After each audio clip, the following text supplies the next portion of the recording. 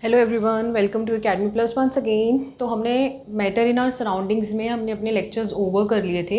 हालांकि मैंने उसमें भी आपको गैस लॉस के बारे में नहीं पढ़ाया है। मैं आगे के लेक्चर में गैस लॉ भी कवर करूँगी, बट अभी जितना भी हमने पढ़ा है उससे रिलेटेड आज मैं आपको एनटीएससी और सीबीएसई के इंपॉर्टेंट क्वेश्चंस कराने जा रही हूँ। तो let's start with the questions first. तो देखिए, विच of the following is not a state of matter. तो आपको याद होगा जब मैंने आपको स्टेट ऑफ मैटर पढ़ाया था ना, तो मैंने आपको उसमें बताया था कि स्टेट ऑफ मैटर 5 होते हैं। कौन कौन से? Solid, liquid, gas, bones, Einstein, condensate and plasma. तो चेक करते हैं कि इन पांचों में से कौन सा ऑप्शन अवेलेबल नहीं है। देखो, प्लाज्मा हमें पता है क्या है, एक स्टेट ऑफ मैटर है। नेक्स्ट अगर मैं सॉलिड के बारे में बात करूँ तो सॉलिड भी एक स्टेट ऑफ मैटर है, वेपर। देखो, अब हम पहले बीईसी के बारे में बात करते हैं। हमें पता है बोन्स, आइंस्टाइन, कंडेंसेट भी एक स्टेट ऑफ मैटर है। अब मैं अगर वेपर के बारे में बात करूँ तो वेपर क्या है? वेपर अपने आप में कोई गैस नहीं होती है। वेपर बेसिकली आपका जो सोल्यूशन होता है ना, जब हम उसको इवेपोरेट करते हैं तो उसकी स्टीम फॉर्म को हम वेपर बोलते हैं। तो बेसिकली जो वेपर है it is not your gas, so vapour is the correct answer. अब next, the temperature at which all the particles of liquid start solidify. तो अब कुछ याद आ रहा होगा आपको, मैंने फर्स्ट क्लास में कराया था कि वो टेम्परेचर जिस पे लिक्विड क्या होना स्टार्ट हो जाए, सॉलिडिफाई होना स्टार्ट हो जाए। तो आप क्या करोगे? नॉर्मल सा क्वेश्चन है, आपको क्या करना है, आपको पानी को जमाना है, तो आप उसको क्या करोगे? आप उसको फ्रिज में रख दोगे। तो आपने मतलब बेसिकली किया क्या? आपने उसको फ्रीज कर दिया। तो दिस इज सिंपल क्वेश्चन की आंसर क्या होगा आपका? Freezing. Because we know that melting का मतलब क्या होता है? मेल्ट का मतलब क्या होता है कि हम उसको सॉलिड से लिक्विड में चेंज कर रहे हैं, ठीक है। बॉइलिंग का मतलब क्या होता है? लिक्विड से गैस में। और सब्लिमेशन का मतलब क्या होता है? ईदर गैस टू सॉलिड और सॉलिड टू गैस। तो आंसर क्या हुआ हमारा? Freezing, from liquid to solid. Now our next question is, देखो ये क्वेश्चन है ना इंपॉर्टेंट है, पेपर में इस तरीके के क्वेश्चंस बहुत आते हैं, ये भी बहुत इंपॉर्टेंट है। देखो, assertion, wet clothes dry faster on windy days. आपको याद होगा मैंने आपको ड्राई क्लोथ्स पे बहुत सारे इवेपोरेशन से रिलेटेड क्वेश्चंस कराए थे, तो ये उसी में से एक क्वेश्चन है। जो वेट क्लोथ्स हैं वो विंडी डे में फास्टर ड्राई हो जाते हैं। तो ये तो ट्रू स्टेटमेंट है, ये हमें पता है कि ये स्टेटमेंट ट्रू है। Now the next reason is rate of evaporation is proportional to humidity. हम जानते हैं, हमने पढ़ा था कि जब ह्यूमिडिटी ज़्यादा होती है तो क्लोथ्स क्या होते हैं? बहुत ही देर में ड्राई होते हैं। तो इसका मतलब मैंने आपको क्या बताया था कि जो रेट ऑफ इवेपोरेशन होती है, rate of evaporation is inversely proportional to humidity. But इसमें क्या बोला इसने? प्रोपोर्शनल। तो हमें पता है कि ये जो स्टेटमेंट है ये एक फॉल्स स्टेटमेंट है। तो अब हम इसके रीजंस देखते हैं। फर्स्ट देखो, both assertion and reason is true, R is correct explanation of A. R मतलब reason is correct explanation of assertion. We know that जब ये स्टेटमेंट ही फॉल्स है तो ये तो हो नहीं सकता। Second, both A and R is true, ये भी पॉसिबल नहीं क्योंकि हमें पता है कि ये स्टेटमेंट क्या है? फॉल्स। तो A is true and R is false. The correct answer is C. Now our next question is what is dry ice. अब देखो, ड्राई आइस क्या होता है? ये आपका एक तरीके से इंपॉर्टेंट क्वेश्चन है, पेपर में डायरेक्ट है। और इस क्वेश्चन का बहुत ही, आप बोल सकते हो बहुत ही स्कोरिंग क्वेश्चन है, कुछ करना ही नहीं है कि याद ही करना है कि ड्राई आइस होता क्या है। तो देखो, solid carbon monoxide. Carbon monoxide क्या है? एक पॉइजनस गैस होती है। तो कार्बन मोनोऑक्साइड तो ड्राई आइस पॉसिबल ही नहीं कि हो सके। बैक्टीरिया फ्री आइस कोई ड्राई आइस नहीं बोल सकते हैं। अगर आप डिस्टिल्ड वाटर को भी जमा दोगे तो वो क्या है? बैक्टीरिया फ्री हो गया एक तरीके से, तो ये भी कोई ड्राई आइस नहीं होती। सॉलिड हाइड्रोजन ऑक्साइड, भाई हाइड्रोजन ऑक्साइड क्या है आपका? H2O। तो सॉलिड अगर हाइड्रोजन ऑक्साइड को आप फ्रीज करोगे तो उसका आंसर क्या होगा? इसका है ना एक और लिख लो, ये सॉलिड हाइड्रोजन मॉलिक्यूल नहीं है, सॉलिड कार्बन डाइऑक्साइड लिख लो। हाँ, तो सॉलिड हाइड्रोजन ऑक्साइड क्या है आपका? सॉलिड हाइड्रोजन ऑक्साइड भी क्या है आपका? एक तरीके से आइस है। तो ये भी क्या है आपका? ड्राई आइस नहीं होता। तो सॉलिड कार्बन डाइऑक्साइड जो है वो आपकी ड्राई आइस होती है। This is the correct explanation.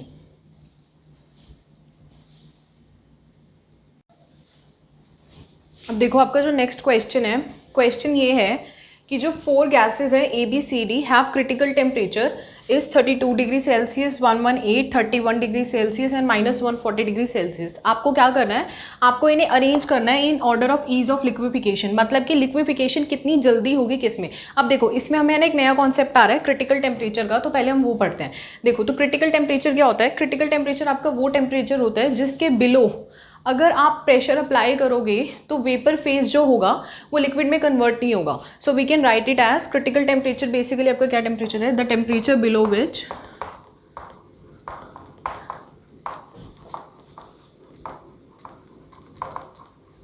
Vapour phase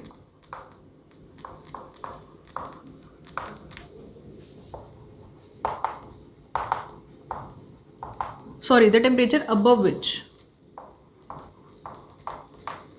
vapor phase of liquid does not exist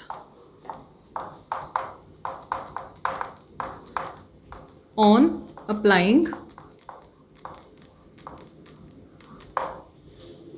any pressure is known as critical temperature. So basically आपका क्रिटिकल टेम्परेचर वो टेम्परेचर होता है जिसके अबव जब आपका कोई भी सब्सटेंस हो वो वेपर फेज से लिक्विड फेज में एग्जिस्ट ना करे. मतलब कि लेट करो आपका कोई भी सब्सटेंस है, ये ले लो, ये अपने क्रिटिकल टेम्परेचर पे पहुंच चुका है. लेट करो उसका क्रिटिकल टेम्परेचर 8 डिग्री सेल्सियस है. ठीक है, तो अब क्या होगा, अगर मैं कितनी भी कोशिश कर लूँ, इस पर मैं कितना भी प्रेशर अप्लाई कर दूँ, इसकी जो फेज होगी ना वो वेपर ही रहेगी. मतलब कि मैं कितना भी प्रेशर अप्लाई कर दूं, ये अपना जो कन्वर्जन होगा वो लिक्विड में पॉसिबल इसका नहीं है, no matter how much I am applying the pressure. So अब देखो इस क्वेश्चन में बात करते हैं. इस क्वेश्चन में अगर मैं बात करूं तो जो ए है उसका क्रिटिकल टेम्परेचर है 32 डिग्री सेल्सियस, बी का क्रिटिकल टेम्परेचर है -118 डिग्री सेल्सियस, सी का क्रिटिकल टेम्परेचर है 31.1 degree Celsius and temperature of D is -140 degree Celsius. अब देखो क्रिटिकल टेम्परेचर का ओवरऑल अगर देखा जाए तो मतलब तो यही हो गया कि टेम्परेचर जितना ज़्यादा होगा गैस उतनी ही ईजिली लिक्विफाई करी जा सकती है. क्यों? क्योंकि उसके बीच में इंटरमॉलिक्यूलर फोर्सेस ऑफ अट्रैक्शन भी उतनी ही ज़्यादा होंगी. तो मैं बोल सकती हूँ कि more is the critical temperature, more will be the forces of attraction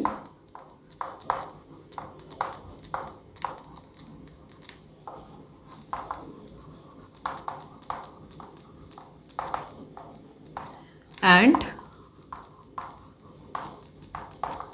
more will be its liquefaction. That means critical temperature is directly proportional to forces of attraction and is directly proportional to liquefaction. तो अब देखो सबसे ज़्यादा temperature किसका हुआ? ए का. फिर उसके बाद टेम्परेचर किसका है? सी का. फिर उसके बाद बी. भाई हमें पता है 118 माइनस का 118 डिग्री सेल्सियस है, तो obviously -118 degree Celsius is greater than -140. B and then D. So shall we match A, C, B and D? A, C, B and D. So the correct answer is A, C, B and D. अब देखो जो next question है in which of the following cases phase transition is not at possible. मतलब कि इनमें से कौन से केसेस हैं जिसमें से फेज ट्रांजिशन जो है आपका पॉसिबल नहीं है. तो देखो इसमें अगर मैं क्वेश्चन में बात करूं तो जो हमारा फर्स्ट है वो क्या है? Test tube with sea water and ice. मतलब कि मैंने एक टेस्ट ट्यूब ली है, उसमें आइस और सी वाटर है. तो भाई हमें पता है कि आइस होगा और उसमें सी वाटर होगा, तो भाई सी वाटर में और आइस में कोई भी रिएक्शन पॉसिबल नहीं है, कुछ भी ऐसा ट्रांजिशन नहीं होगा कि आपको फेज चेंज मिल जाए. फेज ट्रांजिशन का मतलब क्या है कि मैं अगर किन्हीं भी दो मिक्सचर्स को ऐड करूं, मतलब कि अगर मैं कोई भी दो मिक्सचर्स को ऐड कर रही हूं तो उनको ऐड करने पे अगर वो लिक्विड हैं तो या तो उनको सॉलिड मिले या उसके साथ गैस मिले या लिक्विड के साथ ही कोई सॉलिड या गैस जैसा ट्रांजिशन मिले, उस तरीके के ट्रांजिशन को फेज ट्रांजिशन बोलते हैं. मतलब कि फेज क्या है, जैसे कि सॉलिड है तो सॉलिड से या तो लिक्विड में चला गया या लिक्विड से गैस में, ईदर गैस से सॉलिड में या फिर वाइस वर्सा. तो इसको हम क्या बोलते हैं? फेज ट्रांजिशन बोलते हैं. ठीक है, अब देखो नेक्स्ट क्वेश्चन है test tube with sea water in freezing mixture. अब देखो आपको पता नहीं होगा कि फ्रीजिंग मिक्सचर क्या होता है, तो जैसे हमने क्रिटिकल टेम्परेचर के बारे में पढ़ा था, यहाँ पे भी एक नया कॉन्सेप्ट आ गया है फ्रीजिंग मिक्सचर का. देखो फ्रीजिंग मिक्सचर क्या होता है?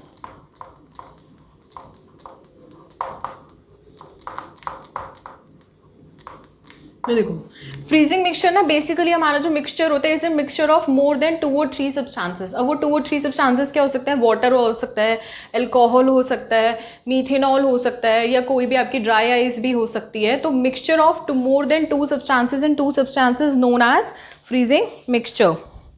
तो आप लिख सकते हो मिक्सचर ऑफ 2 और more substance like water, alcohol, salt, mixture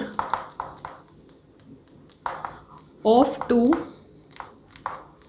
or more than 2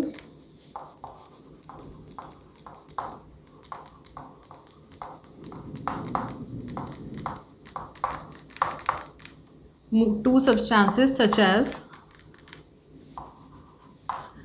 water, alcohol, salt भी ले सकते हैं और ड्राई आइस भी ले सकते हैं, is known as freezing mixture.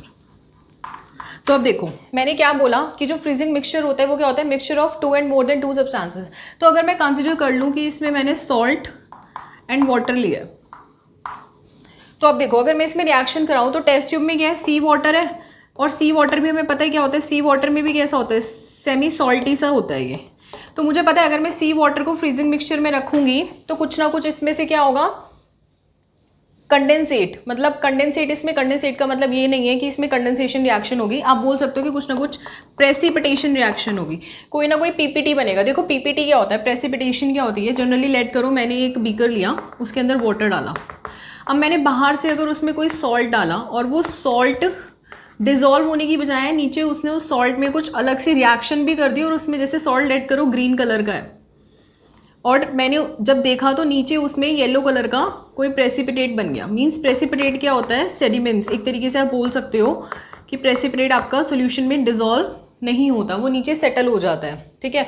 तो इस तरीके की रिएक्शंस को हम क्या बोलते हैं, प्रेसिपिटेशन रिएक्शन। तो जनरली अगर मैं सी वाटर और फ्रीजिंग मिक्सचर की कोई रिएक्शन कराऊंगी तो पॉसिबिलिटी है कि इसमें कोई ना कोई प्रेसिपिटेट सेटल हो सकता है। सिमिलरली मतलब कि ये तो एक ऐसा केस है जिसमें आपको फेज ट्रांजिशन मिल सकता है, लेकिन ये ऐसा केस है जिसमें आपको फेज ट्रांजिशन पॉसिबल नहीं है।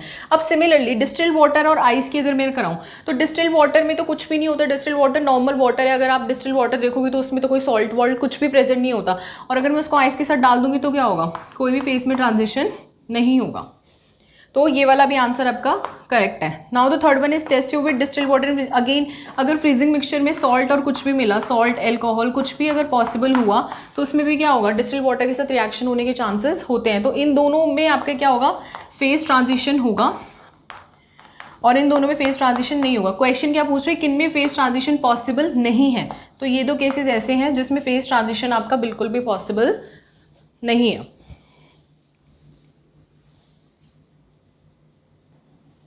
सो देखो अब हमारा नेक्स्ट क्वेश्चन क्या है, विच of the following mixture can be separated by the method represent. मतलब कि इसमें से कौन सा जो मिक्सचर है जो हमने मेथड इधर दिखा रखा है इससे सेपरेट हो सकता है। अब देखो मेथड क्या है, हमने क्या किया, एक बीकर में ना मिक्सचर लिया है और ये हमारा बर्नर है और ये वायर गॉज है, ठीक है। इस पे हमने क्या किया, एक बीकर के अंदर मिक्सचर रखा और उस पर फनल ट्यूब लगा दी और यहाँ पे हमने लगा दिया कॉटन प्लग, ताकि जो फ्यूम्स है वो क्या हो, इवेपोरेट ना हो, ठीक है। अब देखो हमें ये बताना है कि इस बीकर में मिक्सचर की पॉसिबिलिटी क्या है। तो देखो अगर मैं सल्फर और सैंड की बात करूं तो हमें पता है कि सल्फर की फॉर्म कैसी होती है, गैशियस फॉर्म, मतलब कि सॉलिड सल्फर जो होगा अगर वो कन्वर्ट होगा तो वो कंप्लीट लिक्विड में नहीं हो सकता, ठीक है। तो सैंड, तो ये तो पॉसिबल है नहीं। Second, iodine and ammonium chloride. हमें पता है कि अमोनियम क्लोराइड की जो फॉर्म होती है वो कैसी होती है, वो सॉलिड से डायरेक्ट गैशियस फॉर्म में जाती है, इसमें सब्लिमेशन रिएक्शन होती है। और आयोडीन में भी कैसी रिएक्शन होती है, सॉलिड से गैशियस, यानी कि सब्लिमेशन रिएक्शन होती है। तो इसका मतलब क्या है कि अगर मैंने मिक्सचर आयोडीन और अमोनियम क्लोराइड का लिया तो दोनों की दोनों ही सब्लाइम कर जाएंगे, तो नीचे तो कुछ बचेगा नहीं, तो आप उसको सेपरेट कैसे करोगे जब दोनों ही सब्लाइम कर गए।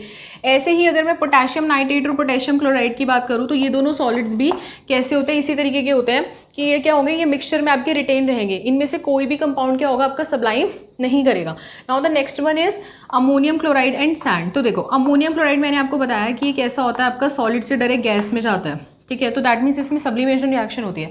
और जो सैंड है, सैंड तो इवेपोरेट कर ही नहीं सकता है, सैंड के साथ तो कोई रिएक्शन हो ही नहीं सकती। तो मैं क्या बोल सकती हूँ कि ये जो मिक्सचर है वो किसका है, sand plus ammonium chloride. So the correct answer is sand plus ammonium chloride.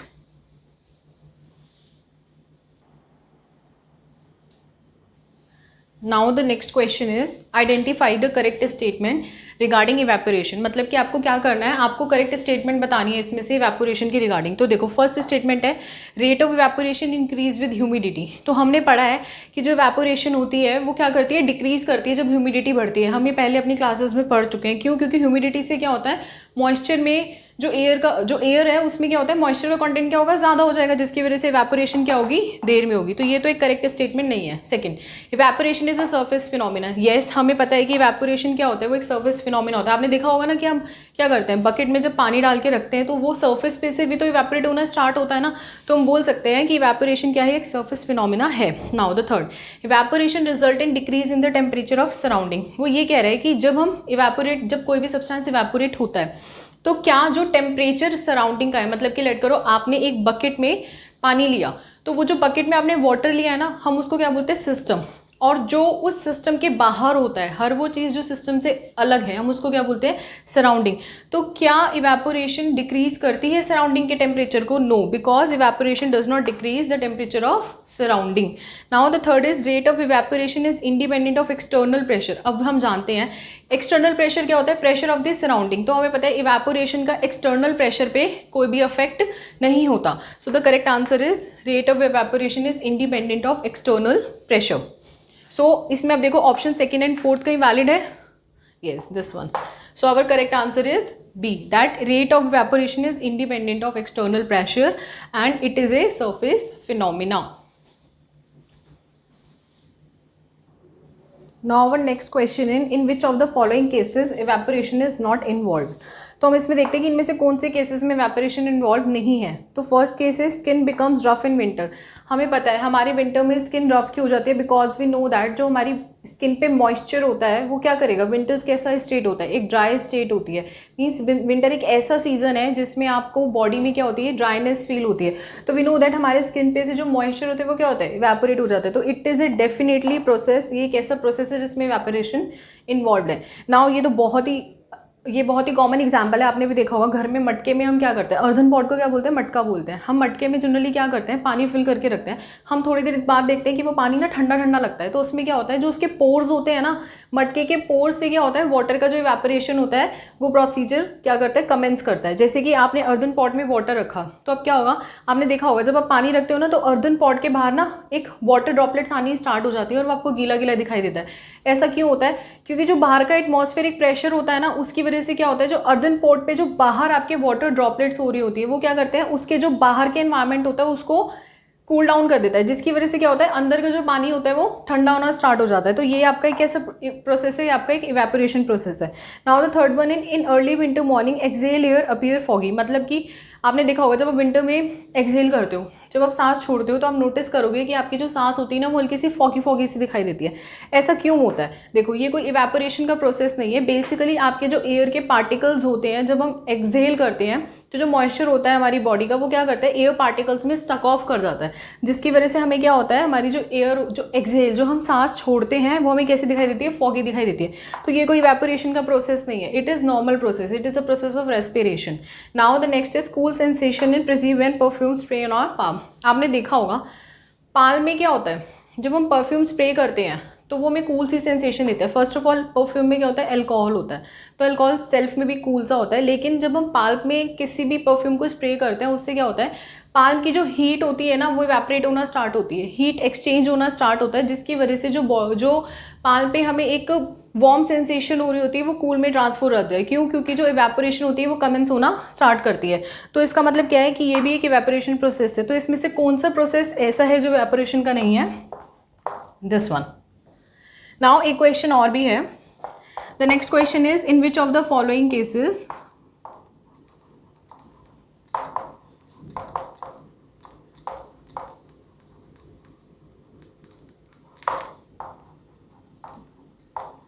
evaporation commence faster.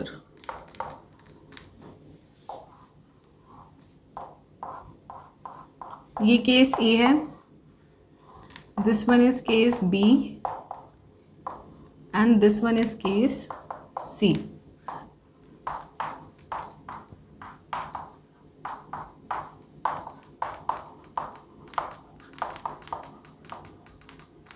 देखो इस क्वेश्चन में क्या पूछा जा रहा है कि इनमें से कौन से केस है जिसमें आपका इवेपोरेशन फास्टर कमेंस होगा। तो मैंने आपको बताया था इवेपोरेशन एक कैसा प्रोसेस होता है, सरफेस एरिया का प्रोसेस होता है। मींस जितना ज़्यादा सरफेस एरिया होगा इवेपोरेशन उतना ही अच्छा होगा। तो बहुत ही क्लियरली दिखाई दे रहा है कि ये वाला जो टम्बलर है, इस टम्बलर का जो सरफेस एरिया है वो ज़्यादा है, तो इवेपोरेशन का प्रोसेस भी इसमें ज़्यादा होगा। सो नाउ आपने नोटिस किया होगा अभी तक हमने जितने भी क्वेश्चंस करे हैं ना, मैक्सिमम क्वेश्चंस हमारे इवेपोरेशन, फ्रीजिंग और सब्लिमेशन, कंडेंसेशन, इसी से रिलेटेड हमारे क्वेश्चंस एनटीएससी और सीबीएसई बेस्ड आ रहे हैं। दैट मीन्स इवेपोरेशन आपका एक बहुत इंपॉर्टेंट टॉपिक है। अगर आपको इन टॉपिक से, इन क्वेश्चन से रिलेटेड कोई भी डाउट होता है तो आप हमें कमेंट सेक्शन में बता सकते हैं। Do like, subscribe and share. Thanks for watching.